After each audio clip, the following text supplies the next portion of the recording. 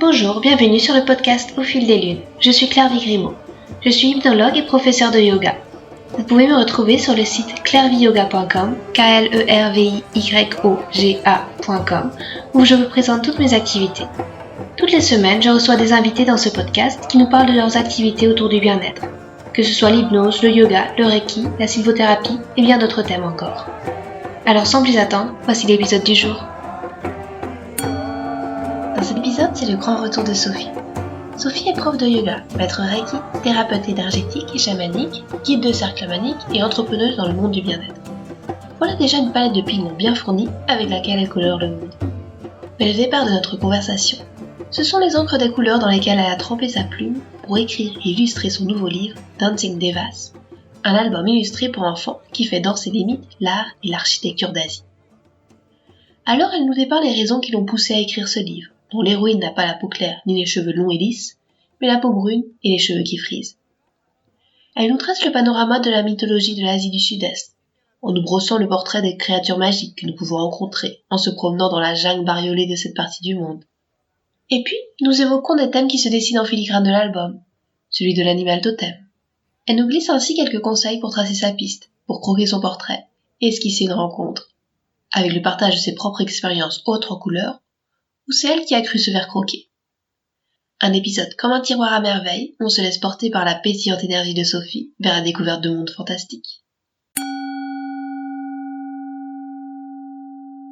Bonjour Sophie, merci beaucoup d'avoir accepté mon invitation, mon autre invitation, parce que je t'avais déjà reçue lors d'un précédent podcast.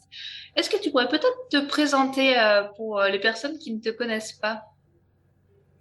Oui, bien sûr. Déjà, merci beaucoup, Clairvy, de me réinviter sur ton super podcast que j'ai le délice d'écouter, pas à chaque épisode, parce que parfois, j'avoue que je suis fatiguée le soir, parce que c'est le moment où j'écoute les podcasts, et j'arrive pas forcément au bout des podcasts que j'écoute, mais j'aime beaucoup les sujets que tu abordes avec tes invités. C'est super d'avoir continué ce travail, le podcast numéro 100 je crois, la semaine dernière ou la semaine d'avant.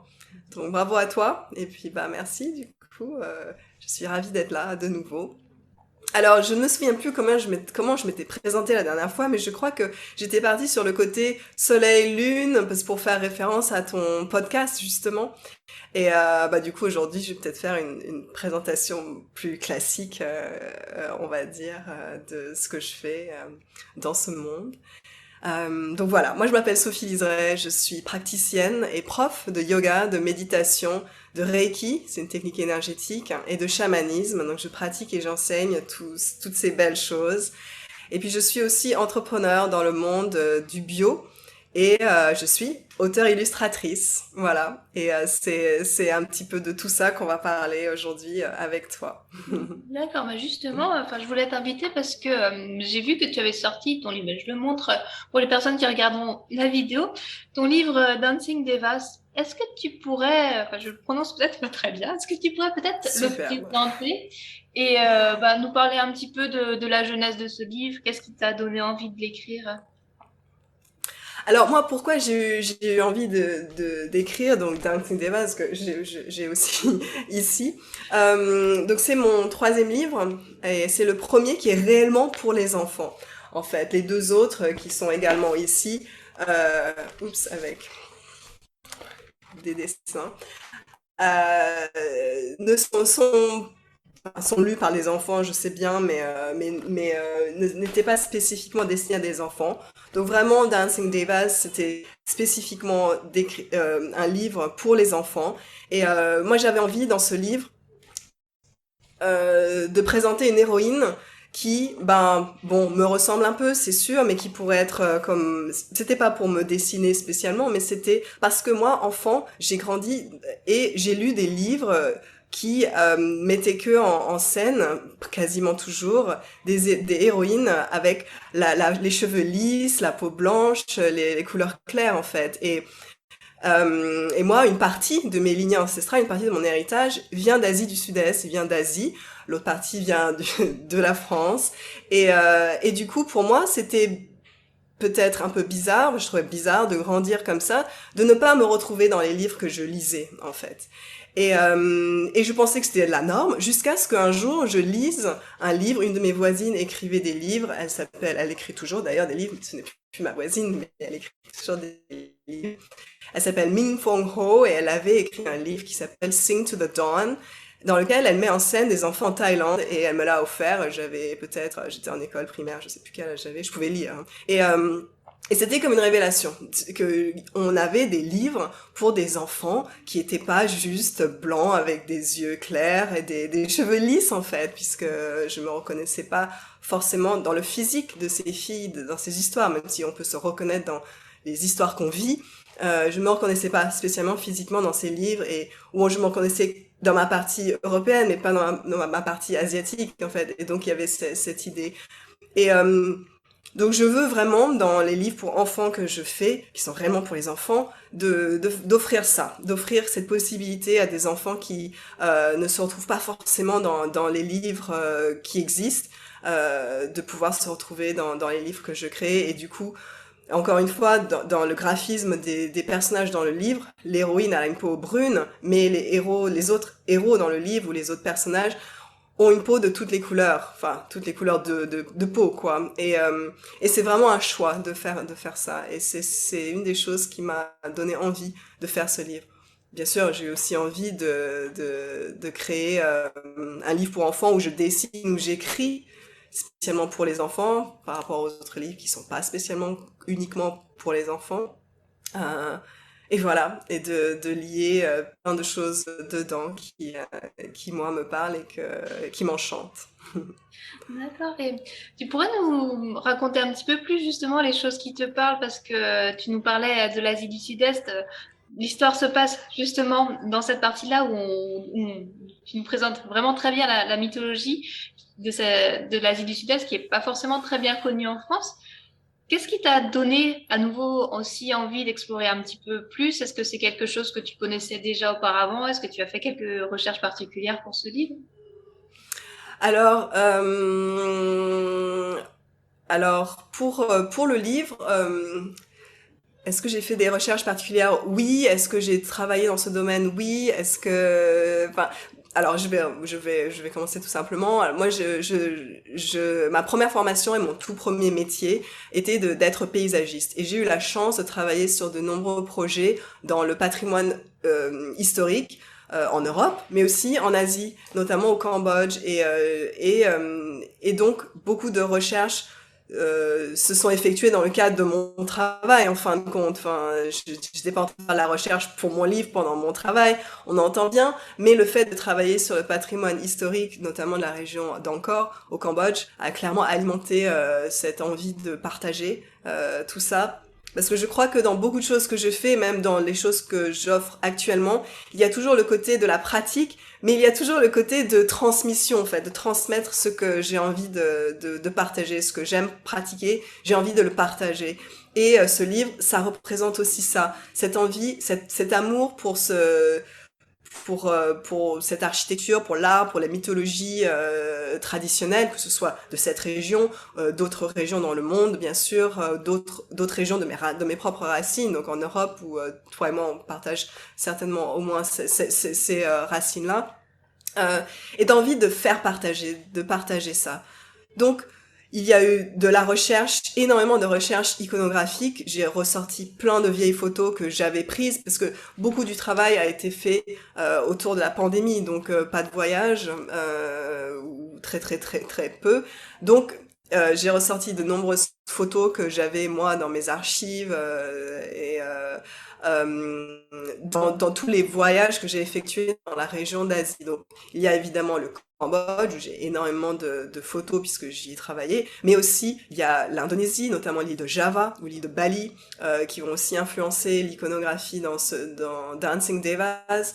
Il y a aussi les temples en Thaïlande ou au Laos et dans le sud du Vietnam notamment, et donc toute l'architecture et les mythes de cette région ont contribué à ce travail. Donc oui, j'ai énormément de dossiers sur mon ordinateur qui sont nommés sculpture ou apsara ou géant ou enfin, vraiment village, maison, paysage, enfin, vraiment, il y en a vraiment vraiment beaucoup et le le dossier du livre, c'est un de tout ça. Donc oui, il y a énormément de recherches, au moins iconographiques, historiques, qui est dessus. Et il a été relu également par des historiens d'art pour que je me trompe pas. Et une des historiennes qui m'a dit, bon, le naga, c'est un personnage féminin. Donc c'est en anglais, donc j'ai remis au féminin, en fait, pour le naga. Non, dans la traduction en français que j'aurai l'occasion de lire pour tes auditeurs et pour tes spectateurs. Je vais utiliser le parce qu'on dit le naga, mais en tout cas c'est intéressant de savoir que c'est en fait une créature qui est considérée comme féminine. Et, c'est le serpent, le naga, le serpent mythologique. D'accord. Ouais. Et peut-être tu aurais une histoire de cette mythologie ou des personnages qui t'ont particulièrement inspiré ou qui t'ont particulièrement marqué, peut-être que tu n'as pas mis dans ce livre, vu que il y a beaucoup de dossiers. Oui. Alors évidemment, tous ces mythes qu'on rencontre en Asie du Sud-Est, ils viennent souvent d'Inde, en fait. C'est toute cette région d'Asie du Sud-Est qui était indianisée et sinisée. Enfin, donc là, on a l'influence ici, dans cette région, de l'Inde, de la Chine, et puis évidemment de toutes les cultures qui existent localement, enfin les groupes qui existaient avant les grandes migrations de l'Inde ou de la Chine. Donc les histoires dans Dancing Devas et les mythes qui sont évoqués dedans viennent d'Inde. Et j'évoque plusieurs personnages, trois essentiellement en fait, dans cette histoire. Il y a les géants qui se divisent dans les méchants, qu'on appelle les Asuras, et les gentils, qu'on appelle les Devas. Donc il y a les géants, il y a les nagas, ces serpents mythiques dont on parlait il y a quelques instants, et il y a les apsaras qui sont les danseuses célestes, peut-être un peu comme les Valkyries dans le panthéon nordique, même si c'est très très différent, mais on a cette histoire de ces comme des fées en fait, on peut dire, si on fait une histoire pour enfants, je les ai présentées un peu comme des fées dans l'histoire, puisque on aime les fées et donc voilà. Donc j'ai choisi ces trois personnages. Évidemment, il y en a plein d'autres. Je crois que j'aime beaucoup quand ce sont des croisements d'animaux, par exemple. J'aime beaucoup ce naga qui a énormément d'histoires avec lui. Et et peut-être l'histoire que je mets un petit peu en scène dans le livre, lorsque au début les géants et les géants se battent.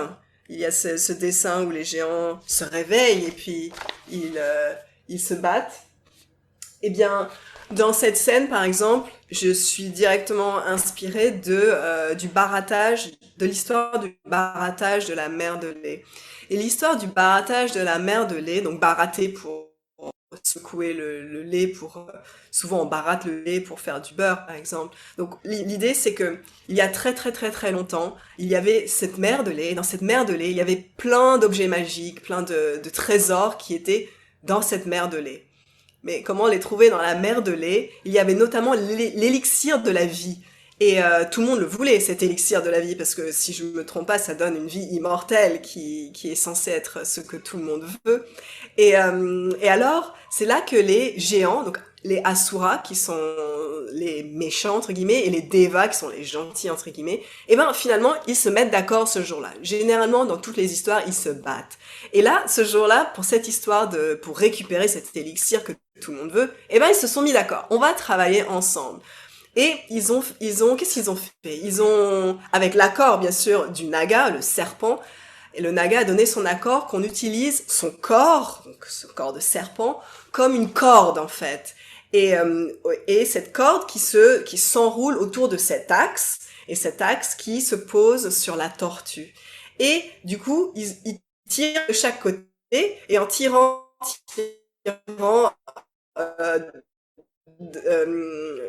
des fois d'un côté et des fois de l'autre, donc les Asuras d'un côté et les Devas de l'autre, et ben ça baratte le lait, ça secoue tout ça, et à force de secouer, ça crée une grosse spirale, j'imagine, qui fait monter tous les trésors, dont l'élixir magique que tout le monde voulait.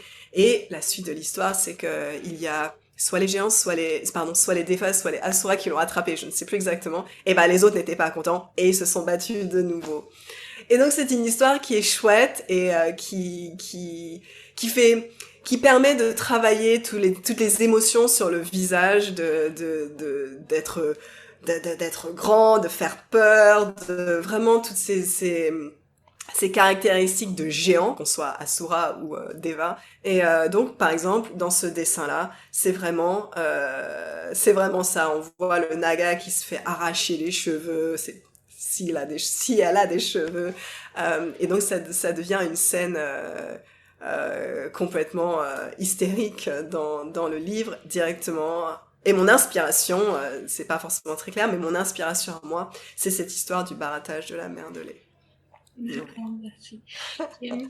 Tu nous parlais des illustrations qui sont vraiment très riches, très colorées, de toutes tes recherches que tu as faites. Moi, j'avais envie de savoir un petit peu quel était ton processus d'écriture. J'ai l'impression que c'est un livre qui traîne dans tes tiroirs depuis un petit moment. Ça s'est passé comment? Tu as écrit d'un coup l'histoire, tu l'as laissé décanter longtemps, tu as beaucoup retravaillé. Tu pourrais nous parler un petit peu de tout ce processus? Oui, bien sûr, bien sûr. Donc c'est un travail qui s'est mis sur plusieurs années. Souvent, les livres, c'est comme ça. Enfin, je crois que toi, t'es beaucoup plus efficace.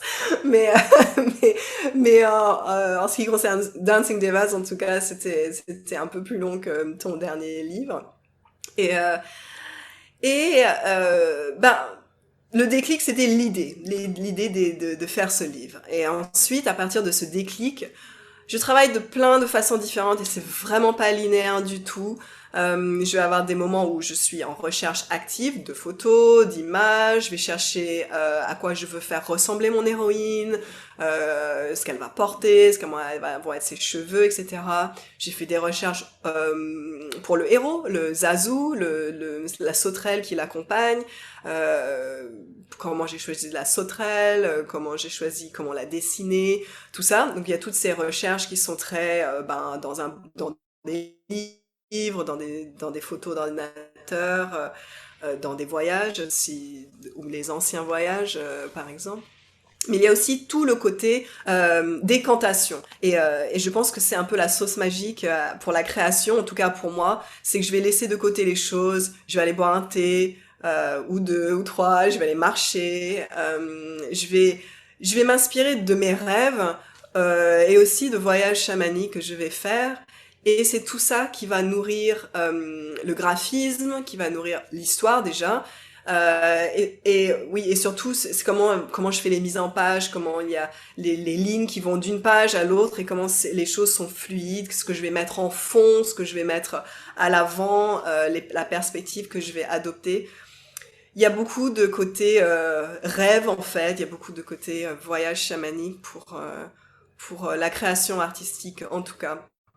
Euh, il y a aussi beaucoup de réflexions. Par exemple, j'ai repris le début et la fin de l'histoire et c'était sur une idée. Je me suis dit bon, je vais faire partir la fille, l'héroïne de l'histoire du monde moderne en fait. Donc la Vida, elle habite une maison euh, euh, moderne, peut-être dans la campagne en Europe, ou à la campagne ou dans la banlieue, ou quelque chose comme ça en Europe, en Amérique du Nord, ou dans un pays moderne où on a une maison, on a des aires de jeu. Et, et elle se fait transporter dans cette jungle, dans cette forêt magique qui se situe en Asie du Sud-Est. Donc c'est le changement. Au début, j'avais tout créé en Asie du Sud-Est, mais je voulais l'insérer parce que j'avais envie que l'histoire parle aux enfants, tout comme je voulais qu'elle parle aux enfants qui, comme moi, enfants, ne se reconnaissaient pas dans les histoires. Et ben pareil, je voulais pas recréer un autre problème en me disant, du coup, c'est que pour les fillettes qui habitent dans des maisons sur pilotis. Non, c'est pour des enfants qui vivent aussi partout dans le monde, qui vivent dans des maisons modernes, comme on dit, et qui peuvent aussi accéder à cette histoire. Donc j'ai changé le début et la fin, par exemple, pour l'insérer dans cette lecture, quoi. Donc voilà le processus. Après, il y a beaucoup d'expérimentation, notamment artistique. J'avais une table dédiée au bazar pour créer les couleurs, créer les textures. Ouais, c'était très expérimental pour faire la couleur aussi. Et tu parlais du Zazu, de la sauterelle. Est-ce que c'est vrai qu'elle tient un rôle important dans ce livre? Et est-ce que tu pourrais nous parler aussi de son rôle? Parce qu'il y a un autre thème qui se décline en filigrane de ce livre, en plus de la mythologie de l'Asie du Sud-Est, qui est celui de l'animal totem. D'abord, est-ce que tu pourrais nous dire qu'est-ce que c'est un animal totem et est-ce que tout le monde en a un? Est-ce que voilà, qu'est-ce que tu pourrais nous dire sur ce sujet? Oui, alors c'est vrai que Dancing Devas, donc c'est un livre qui présente, qui met en vie, qui donne vie au mythe, à l'art et l'architecture de l'Asie du Sud-Est. Et c'est aussi en filigrane un conte chamanique dans lequel il y a un animal totem qui s'appelle Zazu, qui est la sauterelle qui vient accompagner l'héroïne Vida et qui l'amène dans ces mondes ailleurs en fait. Un animal totem, on dit toujours qu'à sa propre naissance, à la naissance de chacun d'entre nous, il y a un ou plusieurs, souvent plusieurs, animaux totems qui se portent volontaires pour nous suivre dans la vie, pour nous guider, pour nous accompagner, pour marcher avec nous dans cette vie que l'on sache ou qu'on ne le sache pas, c'est l'idée derrière l'animal totem. Et donc on en a tous, tant qu'on est en vie, on a tous un accompagnement, au moins un, et souvent plusieurs qui marchent avec nous et qui nous guident. Et dans l'histoire de Dancing Devas, c'est Zazu qui vient frapper à la fenêtre un petit peu et qui appelle Vida à venir découvrir ce monde ailleurs qui peut être aussi vu comme les mondes non ordinaires du voyage chamanique.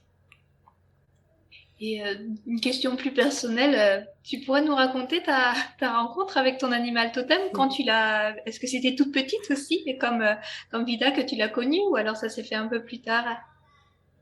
Alors, je crois que je raconte l'histoire de ma rencontre formelle avec mon animal totem dans ton livre, dans un des témoignages que tu as invité les gens à proposer, dans ton livre Tapis volant, et j'en parle là-dedans. C'est mon partage pour ton livre. Donc c'est ma rencontre formelle avec l'animal totem. Où j'avais choisi de rencontrer une chamane qui allait en gros m'apprendre à faire un voyage chamanique et à rencontrer moi-même mon propre animal totem. Et donc au début, le tambour commence, ça peut être des choses assez, à la fois très impressionnantes et à la fois très simples en fait. Et donc moi j'étais excitée, j'avais cette anticipation de faire la rencontre du siècle en tout cas, ou de ma vie en tout cas, à ce moment-là. Donc j'étais super excitée et puis j'avais peur, c'était quelque chose de nouveau en fait. Et du coup elle commence à jouer son gros tambour donc, je suis ses indications, il faut descendre dans le monde du bas ou aller dans le monde du haut.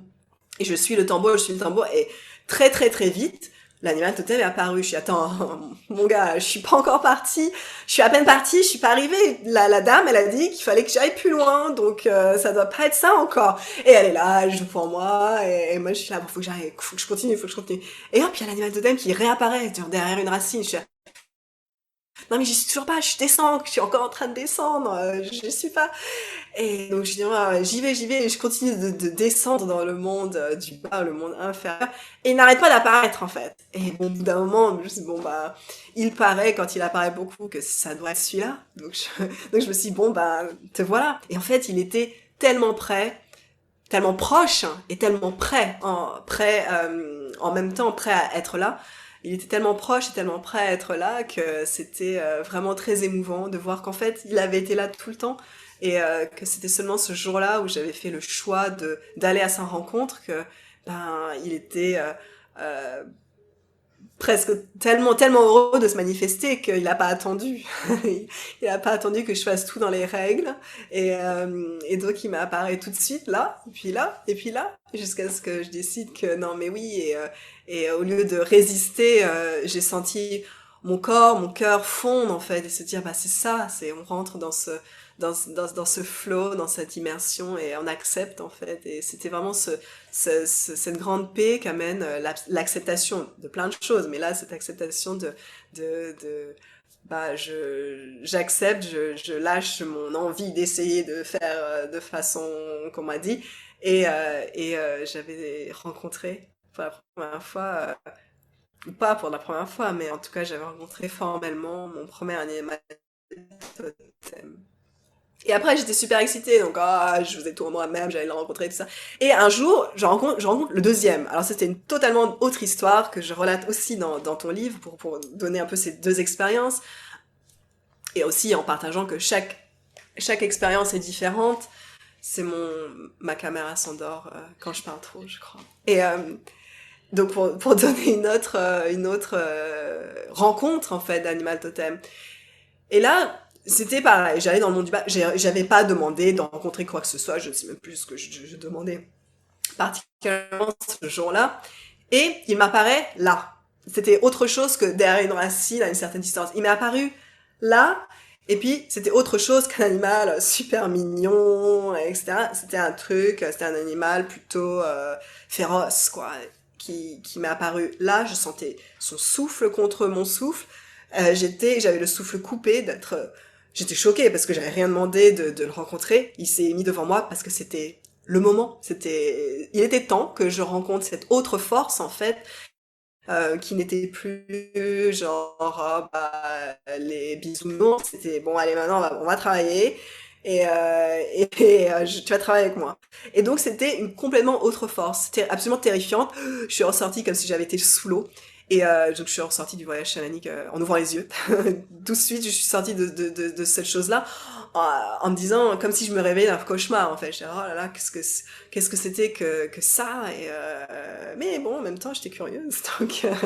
Donc j'y suis retournée et je l'ai re-rencontré et puis on s'est apprivoisé dans les deux sens, je pense. Et aujourd'hui, c'est une belle histoire qui continue, comme on dit. Et je travaille toujours avec ces deux. C'est les deux principaux animaux totems qui vont être un peu comme ce qu'on appelle tous les jours, ce qu'on a sur... comme on dit, quand on a juste un icône sur son téléphone pour appeler la personne. Ça va être ces deux personnes. En anglais, on dit speed dial, mais en français, je sais plus. C'est un numéro d'urgence, je sais pas. Ouais, oui, alors urgence, peut-être pas, mais c'est vraiment les numéros qu'on appelle souvent, quoi.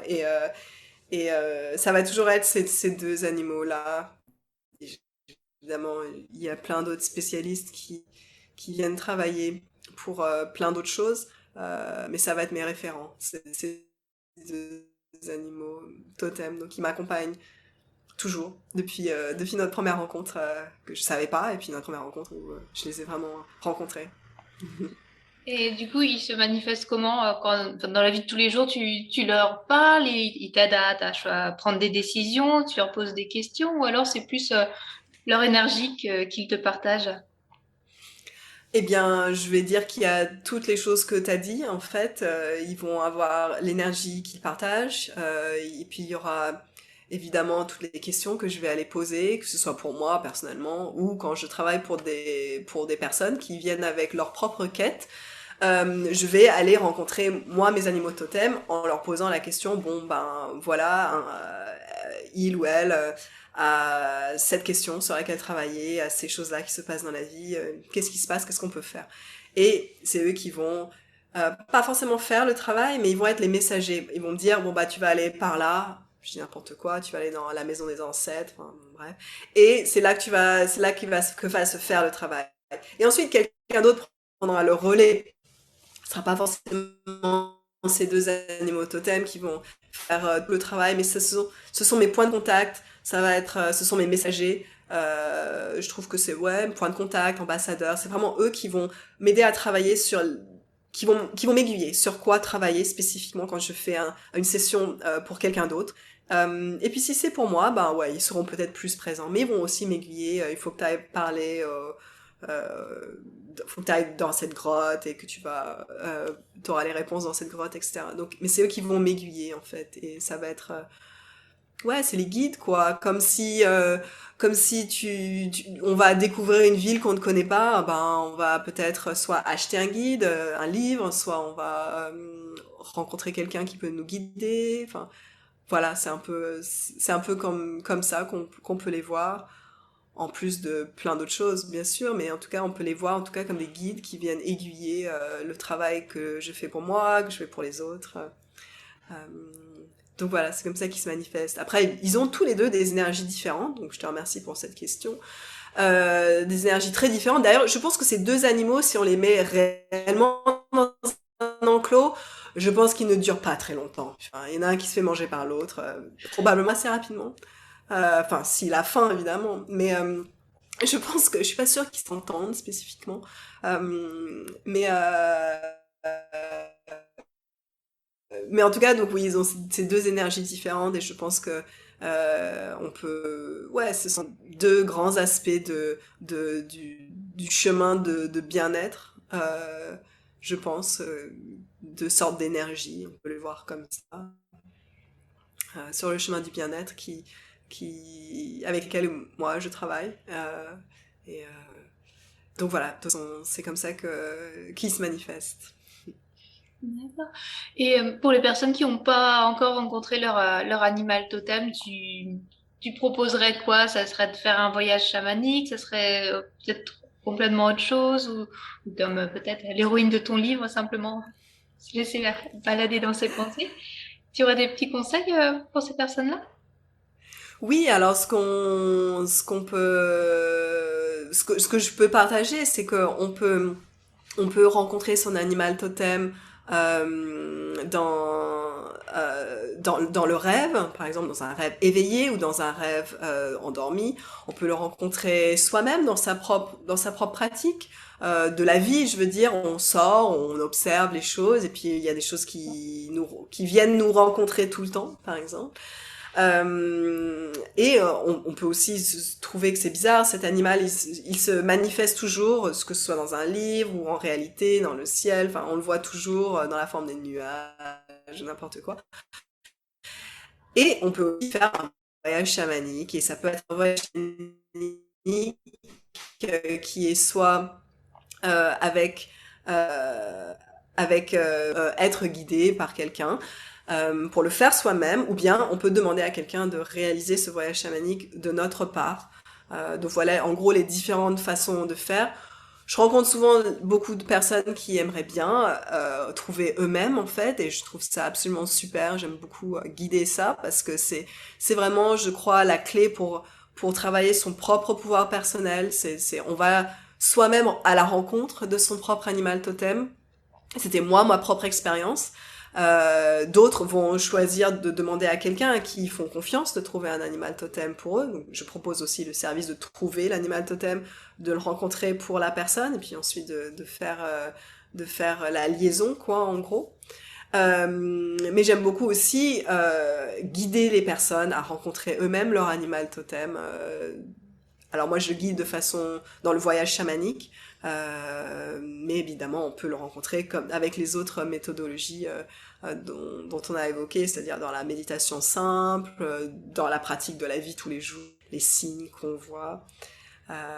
Mais moi, guider la personne à faire un voyage chamanique, à faire plusieurs voyages chamaniques, puis on va partir à la rencontre de l'animal totem, et on va le rencontrer de plein de façons différentes. Parce que la rencontre, c'est la première fois, et ensuite, on veut cultiver cette relation, et donc c'est ça la suite de la rencontre, c'est comment on cultive cette relation. Et mon accompagnement, c'est ça, c'est la rencontre bien sûr, et aussi cultiver sa relation avec l'animal totem de différentes façons après la rencontre. Voilà. Merci pour ces précisions. Et est-ce que tu as d'autres livres que tu as dont tu as l'idée? Est-ce que tu as d'autres projets d'écriture? Tu sais que tu mettais beaucoup de temps dans le process créatif. Est-ce qu'il y a quelque chose qui s'est déjà enclenché ou pour l'instant c'est encore la phase de collection? Alors, j'ai dans l'idée de créer une suite à Dancing Devas, donc peut-être de reprendre clairement les héros, donc Vida et Zazu qui sont ici sur la couverture, reprendre leurs nouveaux amis qu'ils rencontrent, donc un des personnages mythologiques, et en présenter d'autres dans une deuxième histoire autour de ça. Donc ça, c'est un de mes projets. Et un autre projet, c'est de travailler aussi sur un autre livre pour enfants, plus autour du yoga, mais toujours avec le propre texte et les illustrations. Donc, plutôt une histoire, mais qu'un manuel, je veux dire, mais oui, quelque chose où le dessin a une forte présence en fait aussi. Donc voilà, ce sont en gros mes deux projets. Mes deux projets de dessin et d'écriture qui sont dans ma tête, dans un tiroir qui ont commencé à être ébauchés. Tant mieux. Et d'autres projets tout court, hormis l'écriture, parce que dans ta présentation, c'est vrai que tu as un très large domaine d'activité. Il y a des choses que tu as envie de développer ou des choses vers lesquelles tu as envie d'aller voir un petit peu plus? Oui, alors moi j'aimerais bien, ce que je souhaite faire en ce moment, c'est d'approfondir l'offre de suivi personnel et de travail en ligne que je propose. Euh, J'aime beaucoup animer des groupes aussi, donc il y a aussi du travail de groupe en personne, bien sûr, et j'ai trouvé là aussi la richesse dans ces suivis personnels, parce que quand on vient pour une session chamanique, on vient pour deux, pour trois, bah, il y a ce lien qui se crée entre la personne qui vient et moi, et j'aime beaucoup comment se met en place cette dynamique, et on voit comment le travail change la vie, change la perception de vie, change la vie de personnes qui viennent. Donc, il y a ça aussi, c'est que j'aime beaucoup cette richesse de suivi où on peut être vraiment dans quelque chose de très personnel. Donc oui, il y a ça que j'aime développer, tout comme, enfin il y a ces deux choses. J'aime beaucoup l'énergie de groupe, et il y a aussi ces suivis personnels que j'aime beaucoup. Et ma dernière offre, c'est un suivi personnel autour de l'animal totem qui s'appelle Animal Totem, Animal de pouvoir. Et c'est un cours qui se fait à deux, c'est un cours personnel avec moi, donc il y a la personne qui vient et moi, et on travaille sur la découverte de l'animal totem justement, et sa rencontre, et comment cultiver cette relation, et comment lui poser des questions, comment comprendre ce qu'il dit, comment recevoir des transmissions énergétiques, comment recevoir des informations de manière sensorielle, comment recevoir des initiations aussi via l'animal totem, et ce travail de voyage chamanique. Donc c'est vraiment c'est ma dernière offre, hein, je suis quelques personnes avec cette offre, et super sympa de voir ce qui se met en place pour les personnes, et c'est parfois très différent et c'est parfois inattendu. On a eu une initiation cette semaine qui c'était pas dans mes notes, c'était pas prévu dans le déroulement de la session, et c'est ça qui a voulu arriver par exemple, et voilà. Et donc c'est vraiment une dynamique, c'est vraiment très très chouette pour moi, et c'est très chouette pour les personnes qui viennent, j'espère, de pouvoir avoir cette occasion de vraiment travailler en profondeur, parce que moi j'ai mon plan évidemment de ce que je vais proposer, et puis ça part en tangente si c'est ça qu'on doit faire, et j'aime ça aussi, de proposer sur le vif quelque chose qui correspond vraiment à la personne qui est là, qui correspond à ce qu'elle attend aujourd'hui, ce dont elle a besoin, ouais, il y a beaucoup de magie qui se fait dans ce genre de travail. Ouais. C'est comme pour ta propre rencontre aussi avec ton animal totem, ou pas forcément non plus tout tracé. Tout à fait, oui. Et c'est vrai que, oui, je te remercie de rappeler ça, et je pense que du coup, c'est aussi la grande richesse d'être accompagné dans ce travail. Parce qu'on peut faire ça de son côté, on peut apprendre à faire un voyage chamanique, simplement, et avoir ce suivi personnel où on a vraiment un accompagnement, où on peut poser des questions quand il y a des choses qui viennent, et il y a forcément des choses qui viennent, Ouais, je vois la richesse d'avoir un mentor. Moi, j'avais un mentor et c'est vrai que c'est très très riche d'avoir quelqu'un euh, qui a marché le chemin déjà et qui continue à le marcher bien sûr, mais qui peut te dire ah ben oui, écoute, essaye ça, ou tu vois peut-être que c'est ça et ça te donne une autre perspective. C'est euh, c'est une grande richesse, une grande opportunité. Ouais. Mm. Merci beaucoup, Sophie. Et peut-être pour finir, si les auditeurs ou les spectateurs veulent te retrouver, tu préfères les diriger vers où sur la toile? Alors, c'est vrai, c'est une bonne question, puisque de tout ça, eh bien, pour mon travail chamanique, je suis chamanique ou reiki, ou yoga ou méditation, je suis sur yesyogabienêtre.com. En français, en anglais, je suis sur yesyogabiwell.com en anglais. Et pour mes illustrations et mes livres, dont Dancing Devas, mon site d'auteur-illustratrice, c'est fissosworld.com, donc Fissos, Fissos, world.com. C'est le monde de Sophie en verlan et en anglais. Et c'est là qu'on trouve mes livres, les dessins, les cartoons sur lesquels j'ai travaillé il y a quelques années pour le journal au Cambodge, le Phnom Penh Post, et plein d'autres choses. Essentiellement d'auteurs et d'illustrations, bien entendu. Et pour la magie du chamanisme, c'est sur le site de yesyogabienêtre.com. Merci beaucoup, Sophie. Puis je te souhaite une belle soirée. J'espère que tu as un beau temps aussi à Singapour. Oui, on a beau temps. En tout cas, aujourd'hui, on a eu beaucoup de pluie, hein, et puis maintenant, beaucoup de soleil. D'accord. Merci, Sophie, et à bientôt. Merci beaucoup, Claire-Vie. Merci. Merci d'avoir écouté cet épisode. Si vous souhaitez retrouver Sophie, je vous invite à consulter la page du podcast sur le site clairviyoga.com, où vous trouverez toutes les notes de l'épisode ainsi que la vidéo de Sophie qui lit ce conte. Merci et à bientôt. Pour finir, un petit mot pour vous parler de mon nouveau livre Au fil des lunes, justement inspiré par ce podcast éponyme. Dans ce roman, vous découvrirez l'histoire de 8 personnages dont la vocation est de guider leurs prochains vers un mieux-être, que ce soit à travers le yoga, l'hypnose, le chamanisme et d'autres disciplines. Ils sont réunis pour un week-end de bien-être. Ce sont leurs confidences que je me suis imaginé recueillir. Ces conversations entre deux portes, entre deux cours, entre deux activités, où les langues se délient et où on revient sur ce qui fait qu'on en est arrivé là. Justement, ce week-end, vous y êtes aussi conviés. Alors quelques mots pour vous mettre dans l'ambiance. Une cloche retentit. Chacun repose sa tisane de camomille ou son verre de brandy. Il est l'heure de quitter la bibliothèque du manoir pour suivre Paul.